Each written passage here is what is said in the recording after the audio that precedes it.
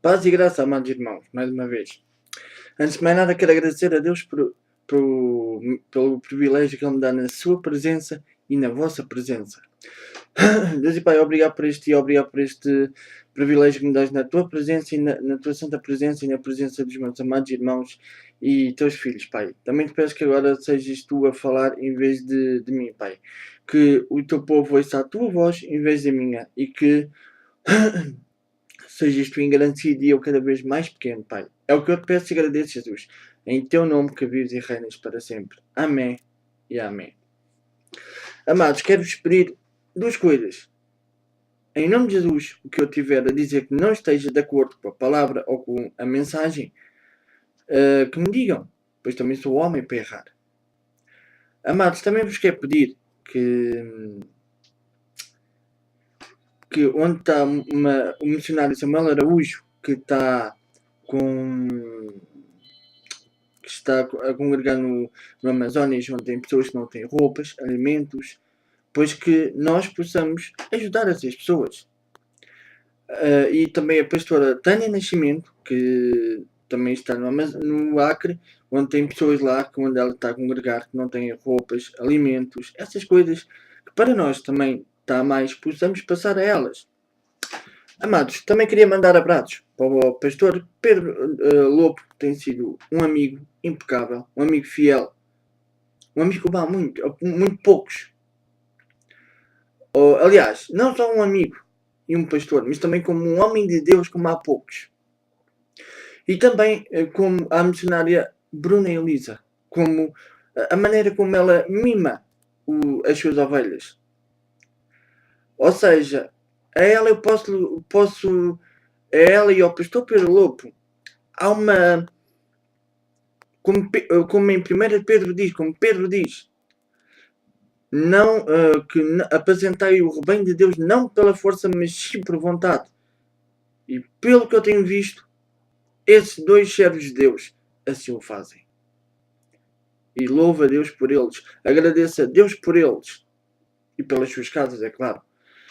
Amados, também quero mandar abraços para o pastor o pastor Fernando, o irmão Manuel, que infelizmente a sua esposa faleceu. Mas, como ele diz, e muito bem, a sua esposa não faleceu, a sua esposa está com Deus. Gostei dessa resposta. E o vazio dele está preenchido com a presença do Senhor. Que Deus o abençoe por essa resposta sábia. E que todos aqueles que veem as minhas mensagens, que, sem exceção, que sejam todos abençoados pela santa presença de Deus. E que obrigado pela vossa presença e pelo vosso carinho. E a minha maior recompensa deste trabalho que eu estou a fazer para a glória de Deus não é os elogios. Não estou contra isso, atenção. Claro, os vossos elogios são um carinho para mim. Obrigado por isso. Mas não é isso que eu quero dizer. O que eu quero dizer é, não é isso uma recompensa para mim. A minha melhor recompensa é que cada um de vocês se edifique com as mensagens. Que cada um de vocês pegue na vossa palavra e leia. Epá, peraí, vou fazer isto, vou fazer aquilo. Para mim é a melhor recompensa que me podem dar. É a melhor recompensa que Deus me pode dar. Levantar o seu povo e dizer, olha, o meu povo está-se a levantar, a edificar-se, porque eu estou-te a usar. Aí eu fico, espetáculo. Obrigado, Senhor. Porque eu não sou digno. Se formos a ver, nenhum de nós é digno. Amados, se nós formos a ver o que já fizemos e o que, por vezes, infelizmente fazemos, mas mais o que nós fizemos antes de aceitarmos Jesus, o nosso passado, é claro que Deus apaga, mas se nós formos a ver o que já fizemos e o que por vezes fazemos, é verdade que o que nós fazemos de vez em quando não tem nada a ver com o que fizemos antes, claro que não, mas o que por vezes fazemos e as nossas mesquices, ainda é uma honra servir a Deus e Deus ser tão bom para nós. Amados, uma outra coisa, temos estado a falar do calendário de Deus. De Deus, peço desculpa, o calendário do crente, da nossa vida, que é feita de lutas, batalhas, vitórias, perturbações, tribulações. Tudo isso é necessário para que possamos entrar no reino dos céus. Mas temos armas para isso.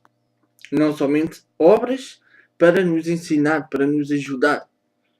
Não somente ferramentas assim, mas também temos homens que Deus levanta para nos ajudar. Especialmente um grande homem que ele levantou para nos ajudar. Que além de levantar antes de toda a criação, que ele já existia. Como ele próprio disse em Israel. Antes que Abraão existisse, eu sou. Levantou esse grande libertador, que é a nossa esperança e a nossa fé. Podemos não o ver, mas como ele próprio disse a Tomé, bem-aventurado aquele que não vê e crê. E creu também. Porque ele é fiel. Não sejamos como Tomé. Muitos, infelizmente, neste caso, infelizmente, os católicos são assim. E não são os católicos, por vezes, pronto. Mas são como Tomé. Não. Eu só acredito se vir. Não sejamos assim, irmãos. Porque Jesus é real. Se não fosse real, como é que nós mudávamos a nossa vida assim de um momento para o outro? Como não mudávamos? Como é que nós teríamos o seu gozo, como ele próprio disse na sua palavra? Não tínhamos. E é isso que nos dá força. É isso que no calendário do crente existe para vencermos. É a sua alegria, o seu gozo, é a nossa força, a sua presença em nós. Hoje queria ler uma passagem, é que eu hoje parece num escritório, peço desculpa. Hoje parece que estou num escritório, mas eu vou-vos explicar o porquê. Este livro, este e mais uns quantos que eu li tenho, aqui é tudo obras do Senhor. Antigas já, mas é isto que vou começar a fazer e a estudar mais, porque são livros de estudo, outros pronto. Mas vou começar a usar mais livros de estudo para fortalecer-me, claro. Aqui é uma boa bíblia também de estudo, pronto, não é isso que quer dizer, mas o que eu quero dizer é, este livro aqui é um dos Operação Timóteo, os que são aqueles crentes com mais tempo nos caminhos devem conhecer. Que é um livro bastante bom, que aqui está, não sei se alguns conhecem. E eu estou a aprender isso. Estou a ver se me instruo mais na palavra. E digo-vos, ajuda muito, é muito bom. Bem, o que é do Senhor que não é bom, não é verdade? Mas pronto. Agora, voltando. Peço desculpa que esta câmara. Agora, voltando. Eu hoje queria ler outra vez em Juízes. O capítulo 6. E o versículo 11, que diz, o chamado de Gideão. O anjo do Senhor veio e assentou-se debaixo do carvalho, que está em Ofra, que pertencia a Joás, a Biezerita, onde Gideão, seu filho, estava malhando o trigo, no lugar para o esconder dos midianitas. Quando o anjo do Senhor apareceu a Gideão, lhe disse, o Senhor é contigo, homem valente. Gideão lhe respondeu, ai, Senhor meu, se o Senhor é conosco, porque tudo isto nos sobreveio, e que é feito de todas as suas maravilhas que nossos pais nos contaram, dizendo, não nos fez o Senhor subir do Egito? Porém, agora o Senhor nos desamparou e nos entregou nas mãos dos midianitas. O Senhor olhou para ele e disse, vai nesta força e livra a Israel das mãos dos midianitas. Não te enviei eu? Respondeu-lhe Gideão, ai, Senhor meu, que livrarei a Israel. A minha família é a mais pobre em Manassés. Eu o menor na casa do meu pai. Tornou-lhe o Senhor, eu hei de ser contigo, e tu farás aos midianitas como um só homem. Prosseguiu Gideão, Se agora achei graça aos teus olhos, dá-me um sinal, que és tu que falas comigo. Rogo-te que não te apartes daqui, até que eu volte trazendo o meu presente e o ponha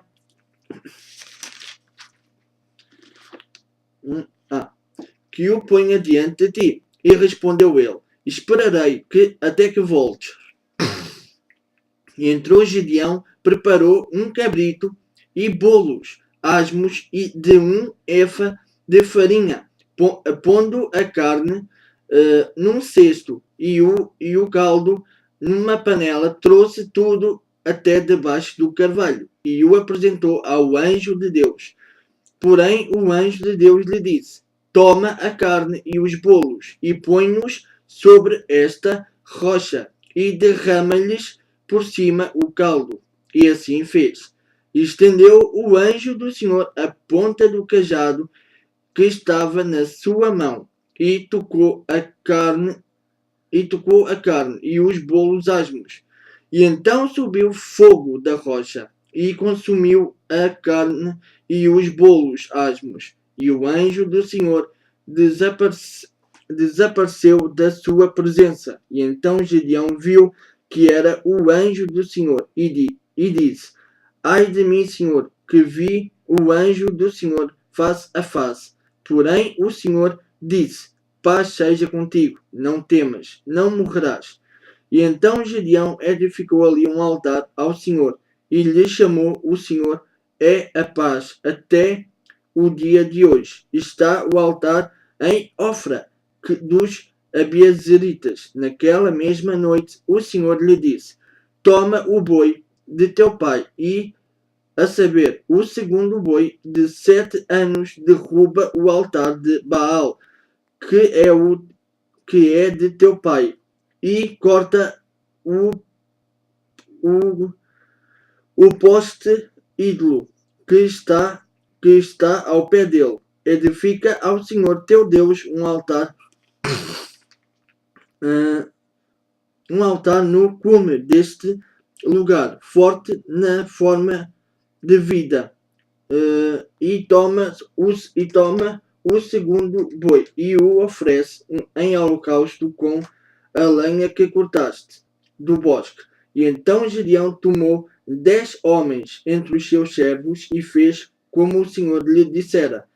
Mas temendo ele a casa de seu pai e os homens daquela cidade, não o fez de dia, mas de noite, levantando-se os homens daquela cidade de madrugada, entraram o altar de Baal, derrubando e o bosque que estava ao pé dele, cortado, e o segundo boi oferecido no altar edificado. E uns aos outros diziam: Quem fez isto? E perguntando e inquirindo, disseram: Gedeão, filho de Joás. E quem fez isto? É quem fez isto. E então os homens daquela cidade e os homens daquela cidade disseram a Joás: Tira para fora o teu filho, ele deve morrer, porque derrubou o altar de Baal e cortou o bosque que estava ao pé dele. Porém Joás disse a todos os que puseram contra ele: Contendereis vós por Baal? Livrá-los-ei vós.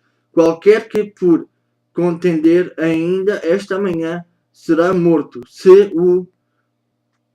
é Deus por si mesmo. Contenda quando alguém lhe derrube o seu altar. Pelo que naquele dia chamaram a Gedeão Jerubal, dizendo: Baal contenda contra ele, porque derrubou o seu altar. E todos os Midianitas e Amalequitas e os filhos do Oriente se ajuntaram e passaram e se acamparam no vale de Jezreel. E o Espírito do Senhor revestiu a Gedeão, o qual tocou a trombeta, e os abiezeritas se ajuntaram após ele. Enviou mensageiros por toda a tribo de Manassés, chamando-os à batalha, e enviou ainda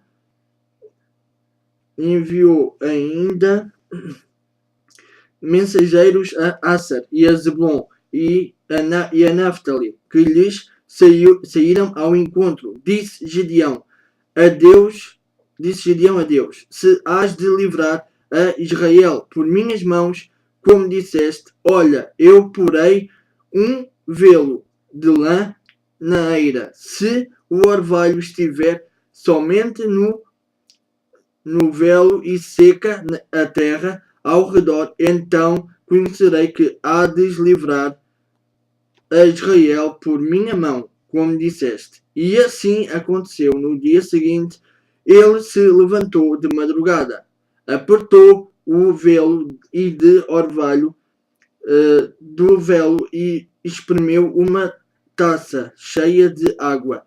Disse mais Gedeão a Deus: não se acenda contra mim a tua ira. Permite-me ainda falar só esta vez. Rogo-te que mais esta vez eu faça prova. Com o velo, rogo-te, só o velo fique enxuto, e em toda a terra haja o orvalho. Deus assim o fez. Naquela noite só o velo estava enxuto, e sobre toda a terra havia orvalho. Quantas e quantas vezes isto não tem acontecido? Muitas vezes Deus nos tem escolhido e nós muitas vezes duvidamos.